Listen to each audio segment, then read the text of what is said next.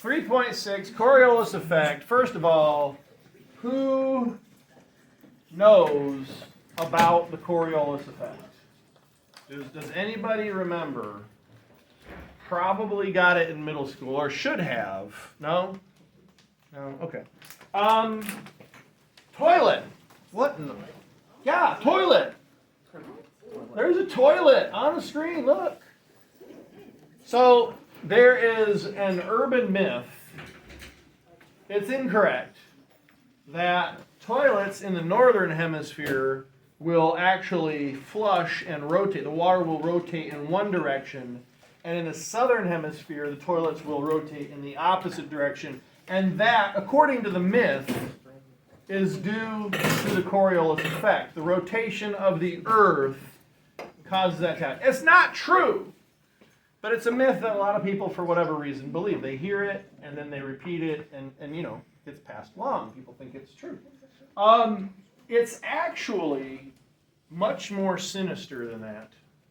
You see, there's toilet engineers out there, and they get to decide how the toilet flushes. Does it flush the water down and spin clockwise?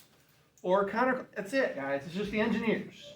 American Standard, Kohler, whatever brand toilet you've got, some person designed the toilet to flush that way. That's it. So you can have a toilet in the northern hemisphere or the southern hemisphere flush the same way. Doesn't matter. It gets worse than that, guys. Okay, so personal experience here. Somebody in the previous class said that didn't really happen. Yes, this is actually my life experience. The craziest toilet story I have for you. Maybe not. But Afghanistan, 2008, I don't think I've told this one before. Yeah, you have. No. You guys are thinking about a different story. Shh. That was a Porta-John story. Yeah. This is not this is a porcelain toilet story. So here we go. We're going to pretend that this is the toilet. Okay? So here's the toilet. Now, a normal toilet, you would walk up to it, and if you needed to make boom boom,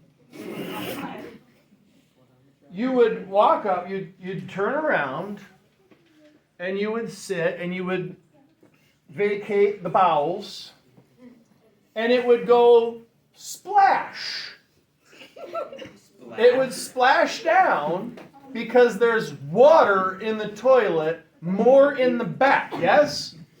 Because the hole where it flushes down is in the back of the toilet. Does that make sense? Yeah. I mean, that makes sense to us because we're American, and that's where the hole is in our toilets. So you sit down, you go number 2, it goes and you flush it, and there's usually nothing left behind. Okay? I walk in, my first time in the trailer that had real toilets, because otherwise we're using Porta-Johns over there, right? This trailer had real toilets in it. So I go in, and I've heard that there was porcelain toilets. So I go in and I open the stall, and I look at it, I went, what the heck? And then I look up, because there was a paper on the wall behind the toilet, and it said, if you're going to go number 2, it said, put toilet paper down before you go. And the reason it said that is the hole is at the front of the toilet. And there's only enough water to fill up that hole at the front of the toilet. So if you were to sit down, normal style, and go without putting toilet paper down, you'd have to flush like 4 times to get the stuff to slide down into the hole and flush. So, if that even happened, what's going to be left behind? Skid marks. Okay? And since there's no water at the bottom back of the toilet, those skid marks are exposed to the air. So what does it start to smell like in the toilet trailer? Poo, yeah. Okay, so hence the sign. If you're going to go number 2, put toilet paper down before you flush. That way the toilet paper barrier, flush, the whole thing goes down, no problem. But I like to think of myself as an intelligent person. I look at the sign, and I look at the toilet, and I understand. So I go like this. And then I don't have to worry about it. So, was the engineer diabolical, or is that how they go over that? Do they do it this way? I don't know. I mean, I'm just happy there was a toilet, because in some parts of the world, that part of the world last time, there's just a hole in the floor. There's just a hole. Yeah. So I was happy to have porcelain toilet. Anyway, toilet discussions aside, does the flushing direction of the toilet, is it determined by the Coriolis effect? No. Moving on from that wonderful image. But, it says, but the atmosphere and the oceans, yes, the Coriolis effect does affect the way they rotate. Yes? The Coriolis effect. Coriolis. C-O-R-I-O-L-I-S.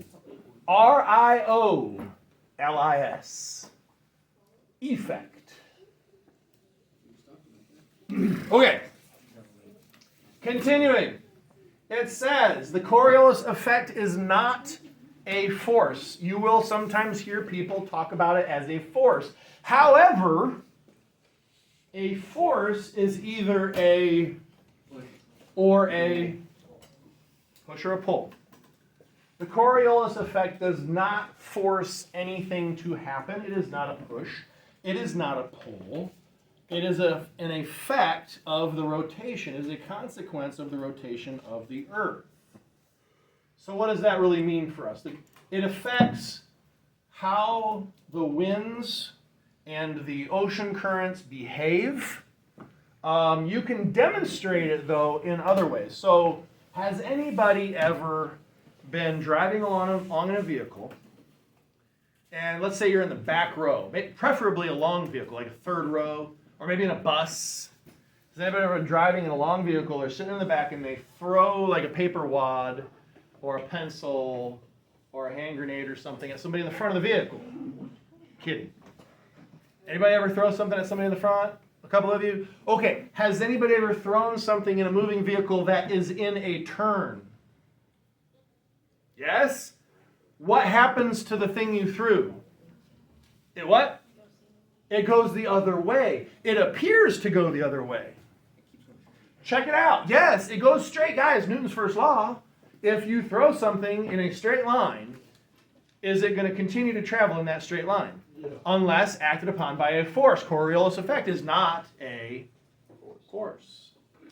So it's going to continue to travel in a straight line. However, in relation to that thing traveling in a straight line, your vehicle with you in it are turning. So to your perception, it looks like the ball is turning or curving in its travel. Does that make sense?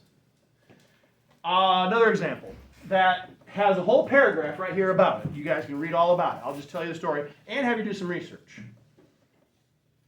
Let's say you went to Mexico to visit Aztec ruins. Okay? Remember 7th grade, we learned about the Aztec, right? Pretty cool. Okay. So we went there, let's say you went there on a field trip with your family. Cool. On the flight back, the pilot takes off. Are they any longer in contact with the ground? So they are not necessarily rotating at the same rate as the Earth. Okay, you're going to be climbing. While you're climbing, the Earth is still rotating. Okay, got it? If you're going from Mexico City, let's say, to Louisville, somebody tell me how far that is. Go ahead and look that up. If you've got a computer up, look it up right now. Don't guess. Good grief, don't guess. In miles, how far is Mexico City from Louisville? I'm looking right at you. Don't look around. If you're just sitting there, I don't know. I guess you guys don't know how to use Google. 1,800 miles? Yeah. Okay, so we'll just round 1,800 miles. 1,800 miles from Mexico City to Louisville. Straight line. If the pilot takes off from Mexico City, points the aircraft directly at Louisville, and flies in a straight line to get there, will the pilot land in Louisville? No. Why not? Because the Earth is rotating. Because Louisville won't be there. The pilot takes off. If they fly straight line at where Louisville is when they take off, by the time they get there, they will be landing in the Rocky Mountains. Because I can do math. It'd be close. I'm not pinpointing any location here, but rough math in our heads. Let's do some rough math. What? Why are you saying Louisville? Louisville, named after King Louis of France. Anyway. Yeah, I know you're lazy and you can't do things with your mouth. Louisville. Where are you from? I'm Louisville. Why can't you just say Louisville? Because his name wasn't Louis, it was King Louis. You've got the Google machine. Look it up. Okay, so here we go.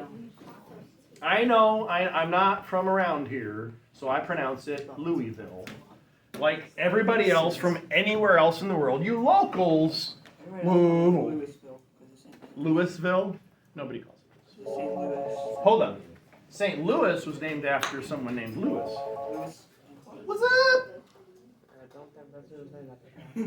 I suppose. Bye.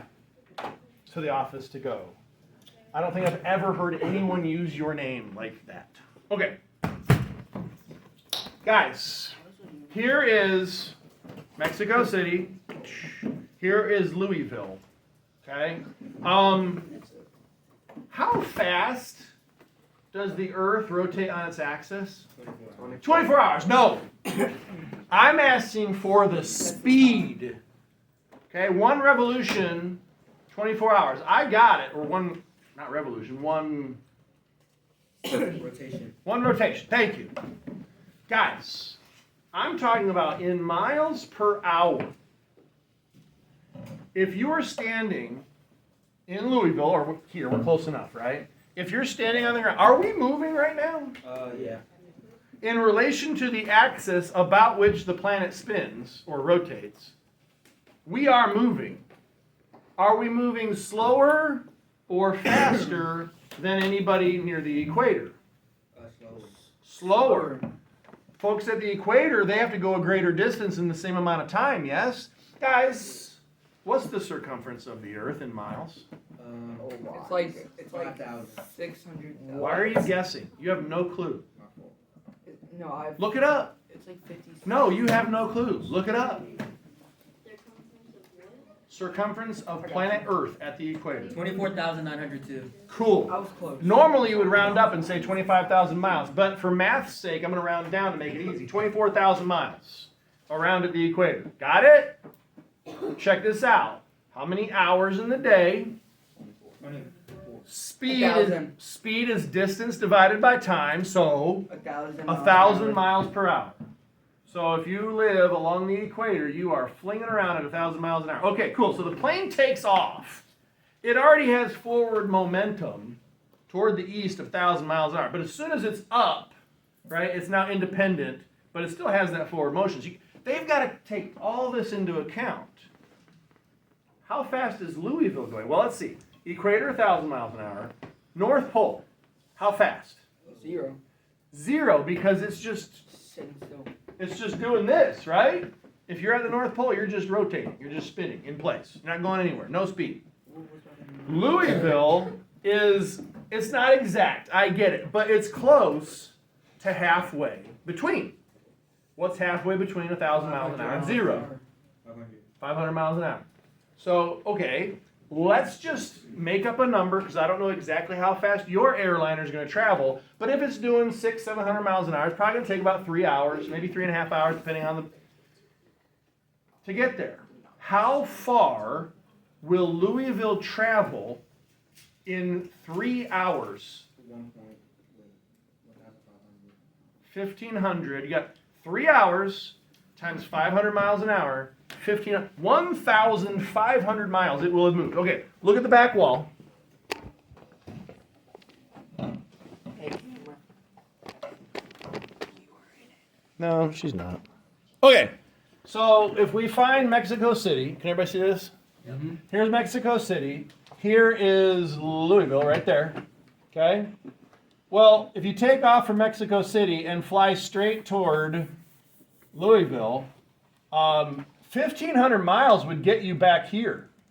So this is moving east. So if you took off from Mexico City, flew straight toward where Louisville is at the time of takeoff, you're going to end up in the Rocky Mountains. Oh, because it rotates counterclockwise. Because the Earth is rotating towards the east. Counterclockwise from above the North Pole, right? Louisville is going to be northeast of Bermuda. So when the pilot takes off, he's going to fly straight toward the Atlantic Ocean. Because Louisville is going to be in this place in space when he gets there. It will have moved. Does that make sense? Now, here's the thing. If you're drawing a map of the flight path,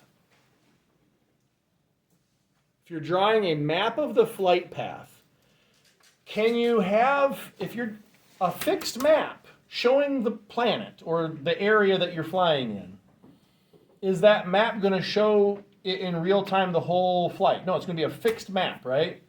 So if you have a fixed map, but the flight is going to be moving across a moving background, the planet is rotating, the flight path will appear to be what kind of line? A straight line? A curved line. So check it out. Look at that. The screen just moved to it as if by AI or something. It did not, I swear. But if you look at this image here, these are straight flight paths. Those pilots are not like, I'm going to take the scenic route. No, they're flying in a straight line, but because the planet is moving underneath them, it distorts what the flight path would look like on a fixed map. Some, you'll notice, are curved right, some are curved left. The reason for that is whether they're traveling in the northern hemisphere or the southern hemisphere, and whether they're traveling north or south. Any gamers in here? Anybody shooter games, like snipers and things like that? Do they force you to actually compensate for the Coriolis effect in the games? Yeah.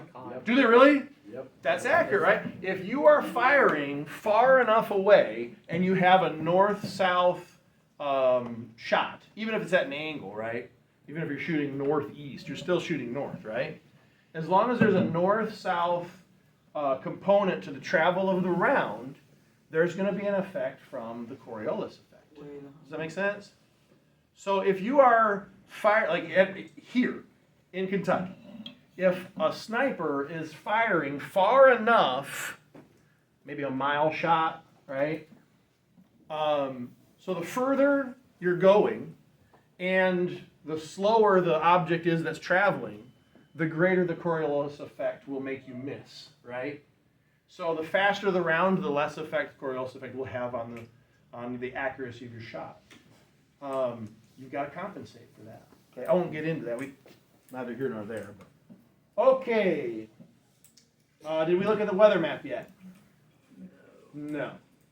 We're going to refresh this weather map, and we're going to look at a storm system in the northern hemisphere, because that's where we are. If it were in the southern hemisphere, it would behave the opposite way. No thanks. Let's back out. We're going to head out to the Pacific. We're going to go to the very near future, and we see a storm system in the northern hemisphere. Let me go ahead and see if my camera is way back. Let's zoom in. Kind of, sort of. Okay. So the storm system, if I hit play, see if you can see a counterclockwise rotation. All right, I'm going to hit play. Here we go.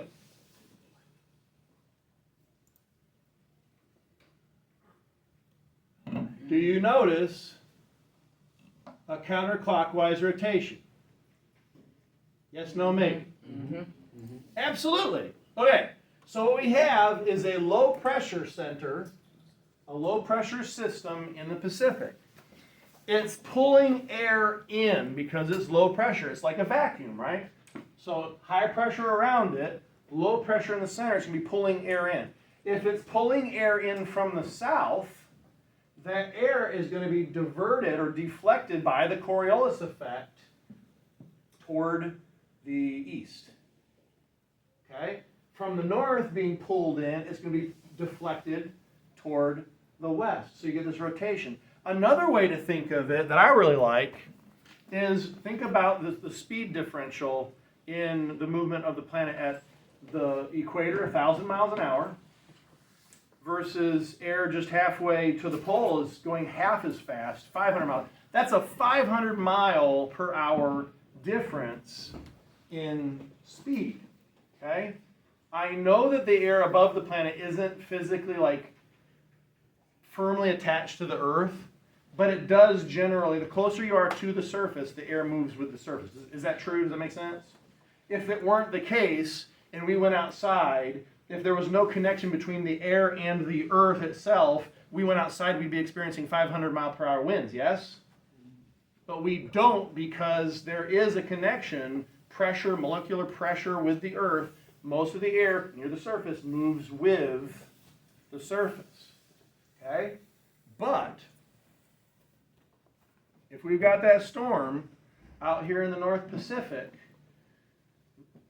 the air near the ground is going to be pulled along at 1,000 miles per hour on the south end of the storm, but only at 500 miles per hour at the north end of the storm, depending on the size of the storm, right? So if we look at our storm system here, the Earth down here is traveling this way a lot faster than the Earth up here. So you end up with a twisting effect on that. Does that make sense? If you're only going 500 miles an hour here, you're going 1,000 miles an hour here, it's going to twist you. Hopefully that makes sense. You're going to do more reading to help with that. I'm getting long-winded. All right, we've got currents, surface sea currents, and wind currents. Super important if you're doing like global shipments of things on like cargo ships and whatnot. Jet streams can affect aircraft. Ever watched the movie Planes? Planes, kind of like cars, but planes, the cartoon. Remember what was it? The fire. What was the guy's name? Not Planes 2, the first movie. What was it? Dusty Crophopper? Propeller. Right? He was scared of flying high. He was afraid of heights because he's a crop duster, right? He finally got the guts to go up higher. He's like, whoa, you get going pretty fast, right? Because the air moves faster up there. Okay, so anyway, it's important. Coriolis effect causes winds and currents to form circular patterns. The direction they spin depends on the hemisphere they are in. Summary. Earth rotates beneath freely moving objects like water and air. Air is freely moving, but it is still loosely attached to the Earth. So if it weren't, again, you'd be experiencing 500 mile an hour winds when you walk outside. Okay. Freely moving objects appear to move right in the northern hemisphere, if you're going north. They appear to move left in the southern hemisphere if you're moving south. Don't let me get it twisted. Coriolis is an effect rather than a force. Coriolis does not force a motion. An object appears to have a change of motion due to the Coriolis effect. Okay. You guys, I'm going to assign this. If you see a question that you're going to guess on, don't guess on it. Go back to the reading, find it, and answer it accurately, please.